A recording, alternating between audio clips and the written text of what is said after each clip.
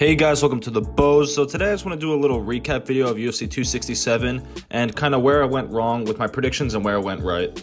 So I want to start with the fight, Hamza Chamaya versus Li Jin Liang. I thought it was a long shot for Li Jin Liang to get the finish and just to get the win in general, but I did take a little bit of a chance. I only put like a half unit on Li Jin Liang to get the knockout, but that opportunity never arose because Hamza got the takedown pretty much immediately and then pretty much did whatever he wanted from there and was able to do some ground and pound and then easily find the choke soon after. I think it could have been expected that Li was going to get taken down at will by Hamza because he did show a weakness to takedown defense in the Neil Magny fight and just getting controlled in the Neil Magny fight a lot. But I never thought the finish would come so easily and that Hamza would be able to just pretty much ragdoll Li Jin Liang and talk to Dana White while fighting someone else. It's pretty incredible. Everyone's going to be scared to fight Hamza Chamaya. No one's going to want to sign up to fight him. It's going to be tough for him to get fights, but he's going to be a problem for everybody. The next fight was my lock of the night, Alexander Volkov versus Marcin Tybura. A lot of people were saying they saw good plus money on Marcin Tybura. I just didn't see it. His takedown abilities aren't that great, and that's kind of what you saw. Volkov was able to stuff most of the takedowns, and Volkov's takedown defense is usually pretty good. So it kind of played out how I thought it was in the fight, except I thought both fighters looked pretty slow and tired pretty quickly, and they both kind of had lackluster performances in my opinion. But Volkov was able to get the job done, stuff the takedowns and land more of the effective strikes, which is kind of expected. The next fight was Islam Makhachev versus Dan Hooker, and Islam Makhachev made very short work of Dan Hooker, taking him down almost immediately and then working from position to position and was able to get the Kimura and didn't have it at first necessarily. He still was cranking on that arm, and then when he stepped over the head of Dan Hooker, then it was tight, it was locked in, and Dan Hooker wasn't getting out of it, and the fight was over. So I actually thought there'd be decent value on Dan Hooker, being that he's like a plus 450 underdog or something on the money line. But Islam was actually probably still undervalued somehow, being a minus 600 favorite, because the disparity on the ground and the level of grappling ability was so great that it didn't matter. Unfortunate for Hooker, this is one of those fights where if he fought this guy 100 times, he may only win one time, if at all. It was just a really tough matchup, and Hooker's just not on that level with Makachev. Makachev is probably a future champion, so it'll be great to see what Makachev does next and where he goes from here.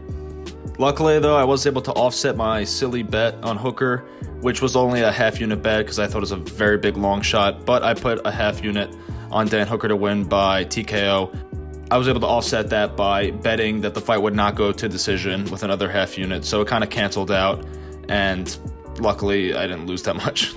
The next fight was Petr Yan getting the win over Corey Sandhagen, and Yan is incredible, man. He may be the champion for a while, and Corey may be the guy who's going to give Yan the most trouble. They will fight again, I think, and that's going to be the best matchup at bantamweight. And the problem is, with that being the best matchup at bantamweight, Petr Yan still won 4 rounds to 1, so it shows how good this guy is. I don't know who's going to give him the most trouble. I think if Cejudo comes back, that's an interesting fight. I'd probably still favor Yan, but it's an interesting fight nonetheless.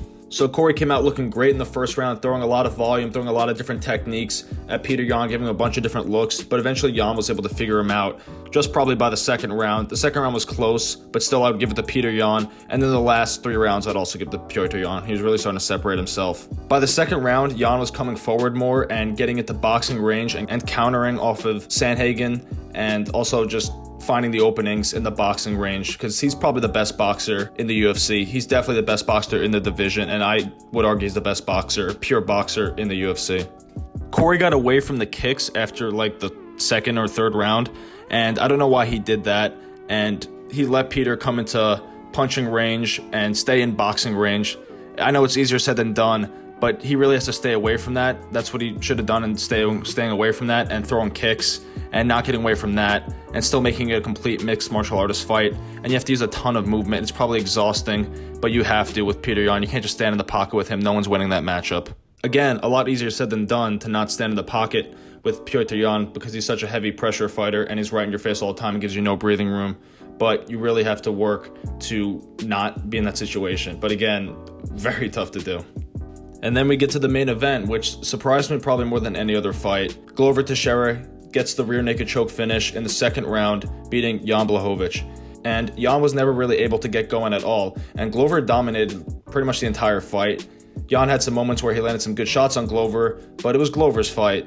I gotta say, I thought the disparity on the ground in the grappling game was a lot bigger than I thought it was going to be. I knew Glover was going to be significantly better, but I didn't think it would be as soon as Glover gets to mount, the fight's over, and that's pretty much what happened in the second round. I didn't understand some of the things Yan was doing though. Not to take anything away from Glover, but he just seemed off, and he kept putting his back against the cage, and that's where Glover gets his takedowns. Glover's a slower fighter, being that he's older now, and it's tough for him to get those takedowns in the middle of the octagon because you have to close more distance and stuff, and you could sprawl then or just move out of the way more, and you can't do that when your back's against the cage. So I don't know why Yan kept his back against the cage so much. I thought he was a little too worried about the takedown, and he was able to stuff a lot of takedowns when his back wasn't against the cage.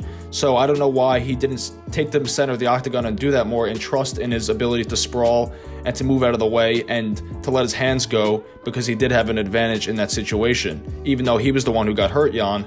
But that's because he was worrying about the takedown and he was stuck against the fence. And he allowed Glover to control the pace of the fight and control the center of the octagon, and Glover was the more aggressive fighter. I can't say I'm mad at all though that Glover won, even though I bet on Yan to win the fight, because Glover is just such a good dude, and he's been in this game for so long, and he's much deserving of this title, and he looked fantastic, and he really knows how to combat Father Time working against him, slowing him down, wearing on his chin because his chin's not as good as it used to be, but he's still able to work around that and work towards his strengths and still come up with big wins all the time. It's very impressive. Alright guys, that's all I got today. Leave a like, subscribe, and let me know what you thought about UFC 267. Were there any fights that you thought went in a way that you didn't expect? Or were there any fights that went exactly how you expected? Let me know. Till next time, peace.